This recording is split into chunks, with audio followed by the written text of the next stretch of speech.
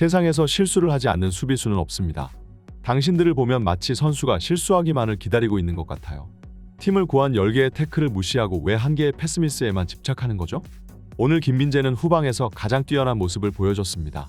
미넨이 실점 기록이 이를 뒷받침해주고 있죠. 아우크스부르크 공격수에게 결정적인 골 찬스가 갔을 때 김민재가 엄청난 스피드로 달려와 커버해주지 않았다면 이 경기 결과는 뒤집어질 수도 있었습니다. 확실한 것은 투엘 감독님은 물론이고 미넨의 동료 선수들마저 모두 김민재의 활약상을 칭찬하기 바쁩니다. 누가 뭐래도 김민재는 오늘 경기 최고의 선수였습니다. 김민재가 아우크스부르크와의 경기에 출전하여 또 다시 승리했습니다. 리그 개막전 베르더 브레멘을 4대0이라는 스코어로 완벽하게 꺾은 미넨은 이어지는 2라운드 자신들의 홈구장에서 아우크스부르크를 완벽하게 격파했는데요. 특히 해리 케인을 영입한 뒤로 미넨의 공격진들의 득점력이 물이 올라있는 상태이고 이번 경기 또한 케인은 최전방에서 팀을 이끌며 승리에 공헌했습니다. 점점 시즌이 진행되면서 투엘의 주 전술과 주전 라인업이 굳어지는 듯이 보였는데요. 투엘은 첼시에서 주로 3백을 사용하며 3명의 중앙 수비수를 기용하는 3-4-3 전술을 사용했지만 이번 시즌 미넨에서는 3백보다 포백을 더 선호하는 듯이 보였습니다. 현재 미넨에는 우파메카노와 데리우트 김민재라는 3명의 탑클래스 센터백이 있고 그렇기 때문에 팬들은 이 세 선수를 모두 기용하기 위해 3백 전술을 사용할 것이라 예상했으나 개막전은 물론이고 이번 아우크스부르크 경기에서마저 투엘은 포백을 꺼내들었는데요. 투엘은 첫 홈경기를 승리로 가져가기 위해 공격적인 포메이션은 4-2-3-1 포메이션을 꺼내들었고 스벤 울라이히가 골문을 지켰으며 양쪽 풀백은 알폰소 데이비스와 마즈라위가 이름을 올렸습니다.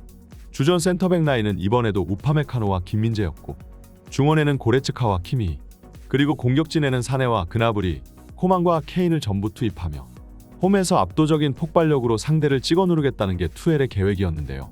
프리시즌 우파메카노와 김민재는 불협화음을 일으키며 몇 개의 실책을 범했으나 그럼에도 불구하고 투엘은 이 두 선수에 대한 신뢰가 엄청난지 개막전에 이어 벌써 2경기째 연속으로 같이 듀오를 이루게 되었습니다.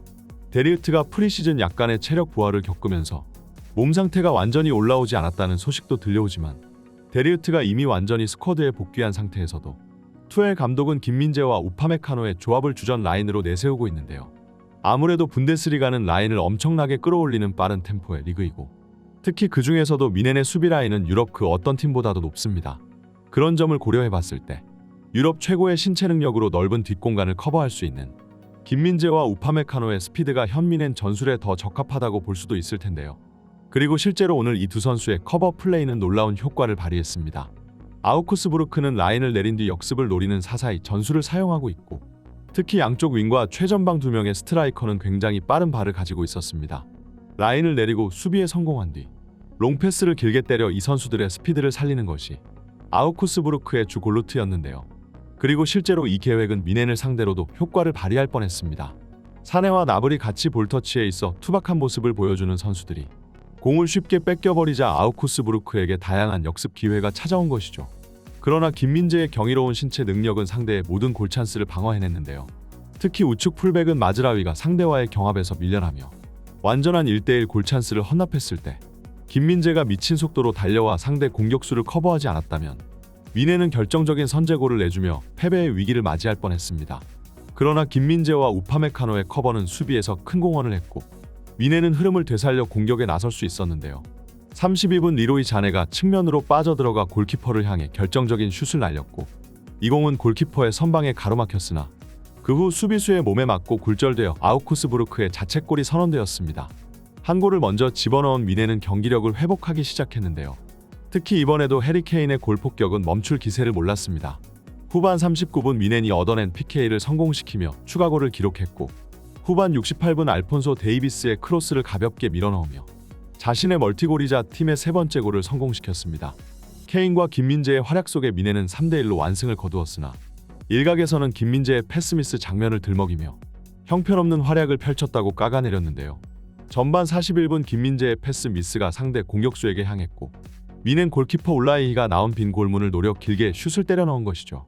자칫하면 경기가 뒤집힐 수도 있었던 큰 실책이었는데요. 그러나 투엘 감독과 미넨 팬들은 전부 김민재의 활약상에 크게 만족하고 있었고 축구계에서 비일비재한 장면을 두고 김민재의 퍼포먼스를 폄하하려 드는 이러한 시도를 독일의 축구 전문가는 이해할 수 없었습니다. 글쎄, 왜 이러한 반응이 나오는지 모르겠다. 진심으로 오늘 김민재의 경기력에 불만족하는 사람이 있는가? 아마 그런 사람이 있다면 그것은 김민재를 질투하는 라이벌 팬일 것이다. 실책을 범하지 않는 수비수는 없다. 심지어 오늘 열린 리버풀과 뉴캐슬의 경기에서도 세계 최고의 수비수라 불리우던 반다이크가 어처구니 없는 태클로 경기에서 퇴장당했다. 그러나 반다이크의 실책이 경기에 크게 영향을 끼친 것에 비해 오늘 김민재의 패스미스는 미미한 실수, 그저 해프닝에 불과하다. 김민재의 실수는 어쩌다 한 번일 뿐이지만 그 이상으로 팀의 실점을 막아서는데 엄청난 공헌을 했다. 심지어 케인의 멀티골도 김민재의 발끝에서부터 시작되었다. 김민재는 유럽 그 어떤 센터백보다 빌드업에 능한 선수이다. 최근 미넨 경기에서 김민재가 전방으로 길게 뿌려주는 롱패스는 그 어떤 미드필더보다도 정확했다. 이 선수의 패스 능력을 평가절하 하는 사람은 축구를 볼 줄 모른다. 김민재는 누가 뭐래도 오늘 경기 최고의 수훈자였다. 항상 잘나가는 선수를 음해하려 시도하는 집단은 존재했지만 최근 미넨이 케인과 김민재를 동시에 영입하며 맨시티와 더불어 유럽에서 가장 강력한 스쿼드를 보유하게 되자 김민재가 실수하기만을 기다려 까내리기 시작하는 몰상식한 팬들이 많은데요.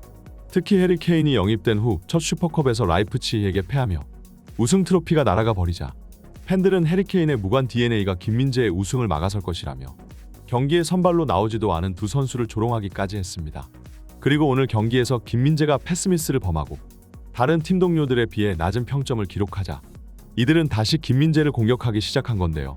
그러나 축구계에서 이 평점이라는 것은 큰 의미가 없고 특히 축구 팬들이 들고 오는 평점은 기계식 평점으로 단순히 누가 태클을 더 많이 했는지 누가 클리어링을 더 많이 했는지와 같은 단순 숫자로 선수를 평가하기 때문에 뒤쪽에서 수비진을 리딩하는 역할 부여받은 김민재가 기계식 평점에서 다른 선수들보다 낮게 책정되는 것은 당연지사라 할 수 있습니다. 팬들은 이런 숫자 노름에 집착하지 말고 직접 경기를 지켜보며 선수를 평가하는 눈을 키워야 할 필요가 있는데요. 게다가 이번 아우쿠스부르크와의 경기에서 김민재가 교체로 나가자마자 미넨이 고작 4분 만에 상대에게 실점을 허용한 것만 보아도 현재 미넨 수비진에 있어 김민재의 영향력은 지대하다는 걸 모두가 알고 있습니다. 투엘 감독은 김민재에게 엄청난 신뢰를 보내고 있고 앞으로도 김민재가 미넨의 주전 센터백으로서 기용되리라는 건 모두가 믿어 의심치 않는데요. 아무리 김민재의 능력을 폄하하려고 시도해봤자 유럽에서의 김민재의 성공 가도는 멈추지 않을 것입니다. 바이에른 미넨은 9월 3일 웨넨글라드바흐와 맞붙기 위해 원정 경기를 떠나는데요. 웨넨글라드바흐는 한때는 챔피언스리그에도 진출할 정도로 분데스리가 내에서 나름 강팀으로 분류되었지만 최근 두 경기는 1승 1패라는 실망스러운 성적을 기록하며 침체기에 빠져 있습니다. 김민재의 미넨이 부진을 겪고 있는 웨넨글라드바흐를 가볍게 잡아내며 3연승을 거둔다면 이번 분데스리가 우승 트로피도 따놓은 당상이 될 것 같네요. 계속해서 김민재의 활약상이 유럽에서 들려오기를 기대하며 오늘의 소식을 여기서 끝마치겠습니다. 모두 시청해주셔서 감사드립니다. 지금까지 풋볼 랭킹이었습니다. 다들 행복한 하루 보내세요.